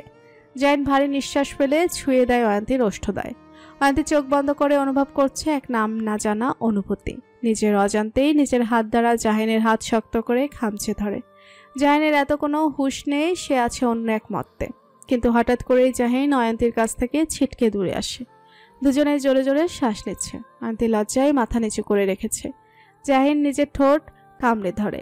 অয়ন্তী আর এক মুহূর্ত এখানে না দাঁড়িয়ে থেকে দৌড়ে রুমের ভেতরে চলে যায়। জাহিন স্তব্ধ হয়ে দাঁড়িয়ে রয়েছে। কি করে বসলো আবেগের বশে এটা সে? অয়ন্তী কি ভাববে এবার? এত জলদি এমনটা করতে চায়নি সে। আস্তে ধীরে এগোতে চেয়েছিল, কিন্তু সবটা যেন চোখের পলকে ঘটে গেল। জাহির এলোমেলো পায়ে গিয়ে ব্যালকনিতে রাখা দোলনায় বসে পড়ে। এবার অয়ন্তীর সামনে যাবে কি করে সে?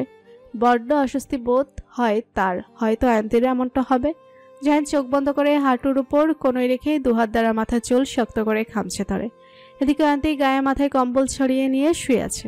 কি করে সে এবার জাহিনের সামনে যাবে? সে তো লজ্জায় মরেই যাবে। অয়ন্তী নিজের ঠোঁটের উপর হাত রেখে লাজুক হাসলো। ভেসে ওঠে চোখের সামনে কিছুক্ষণ আগে ঘটে যাওয়া সুন্দর মুহূর্তটা। আজকের দু চোখের পাতা হয়তো ঘুম এসে ধরা দেবে না। এই চিন্তায় হয়তো সারা রাত বিভোর থাকবে।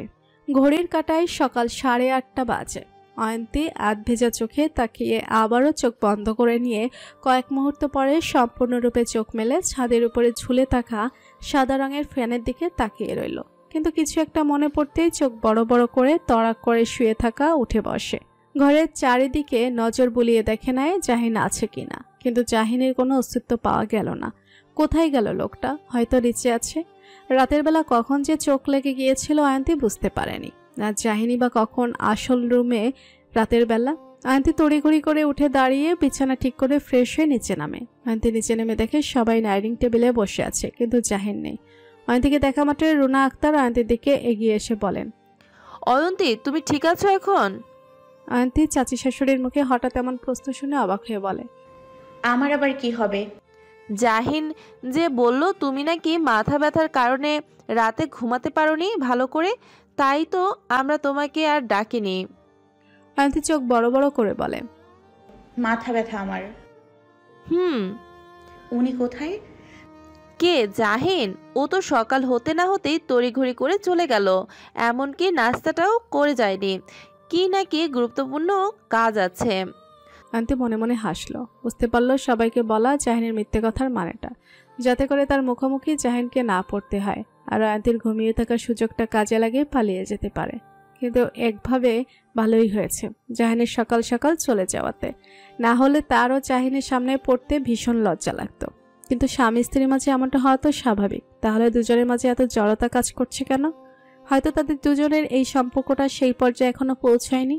রুনা আক্তার বলেন, চলো নাস্তা করে নিবে, অসুস্থ অবস্থায় না খেয়ে আর থাকতে হবে না।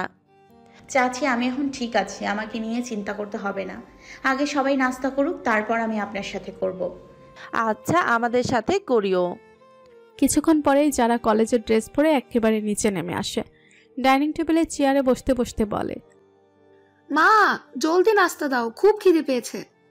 জোহরা বেগম গ্লাসে পানি ঢালতে ঢালতে বলেন, বস, দিচ্ছি। এদিকে আজমাল শেখ খাওয়া শেষ করে হাত ধুতে ধুতে বলেন, তোমার পড়ালেখা কেমন চলছে যারা? জি বাবা, ভালো। ভালো হলেই ভালো। আর বোর্ড পরীক্ষারও তো দেরি নেই, আমি তোমার রেজাল্ট যেন ভালো দেখি। জি বাবা। এমন সময় আহান ফোন কেটে বলে ওঠে, চাচ্চু, আপু না একটু পড়াশোনা করে না, সব সময় কি নিয়ে চিন্তা করে। তুমি আপুকে আচ্ছা করে বকে দাও, পরের বার যেন আপু ভালো করে পড়াশোনা করতে পারে। আজমাল শেখ গম্ভীর গলায় বলেন, সারা বছর কি করলো না করলো সেটা আমার দেখার বিষয় না। আমি তোমাদের দুজনেরই বছর শেষে ভালো রেজাল্ট দেখতে চাই। তাই একজন আর একজনের খুঁত না ধরে নিজের পড়াশোনায় মনোযোগী হও। কথাটা বলে আজমাল শেখ নিজের ঘরে চলে যান। আর যাওয়ার আগে স্ত্রীকে বলেন ঘরে যাওয়ার জন্য। বাবা চলে যেতেই যারা কটমার চোখে আহানের দিকে তাকায়। টেবিলে আপাতত যারা আর আহান ছাড়া কেউ নেই, অন্যরা সবাই খাওয়া দাওয়া করে চলে গেছেন। যারা ইচ্ছে করছে আহানের মুখে স্টেপলার মেরে দিতে, যাতে পরের বার এসব কথা না বলতে পারে। আহান যারা চাউনি দেখে চিৎকার করে বলে, মা দেখো, আপু আমার দিকে কিভাবে তাকায় আছে, মনে হচ্ছে আমাকে খেয়ে ফেলবে। যারা রেগে বলে, এই চুপ, একদম চিৎকার করবি না। এই তুই আমার ভাই নাকি দুশমন বলতো? বাবার কাছে এসব কথা বলে কি খুব দরকার ছিল? আহান কিছু বলতে যাবে তখনই রুনা আক্তার কিচেন থেকে এসে বলেন, উফ, তোরা দুই ভাই বোন একসাথে হলেই ঝগড়া করিস। আর আহান, তোরেই বা এসব কথা বলার কি দরকার ছিল তোর চাচুকে? বলেছি, বেশ করেছি, আরো বলবো। যারা বসা থেকে উঠে আহানের দিকে তেড়ে যেতে নিবে, তখনই আজমাল শেখের গলার আওয়াজ ভেসে আসে রুম থেকে। আমি যেন আর একটা আওয়াজও না শুনি তোমাদের। চুপচাপ খাওয়া দাওয়া করে দুজনের সময় মতো স্কুল আর কলেজে যাও। যারা বসে রাগে চোখে আহানের দিকে তাকিয়ে আছে। আহান ও বোনকে ভেঙচি কেটে যাচ্ছে সমান তালে। অয়ন্তী হা করে দুই ভাই বোনের ঝগড়া দেখছে। এজন্য টম এন্ড জেরি একজনের থেকে আরেকজন। এর কিছুক্ষণ পরেই নুহাস আসে। নুহাসকে রেখেই জাহিন চলে গেছে। নুহাস জাহিনের সাথে যেতে চেয়েছিল, কিন্তু জাহিনই নুহাসকে পরে আসতে বলে গেছে। নুহাস এক পলক যারার দিকে তাকিয়ে আহানের পাশে চেয়ারে বসে আহানের কাঁধে চাপড় মেরে বলে,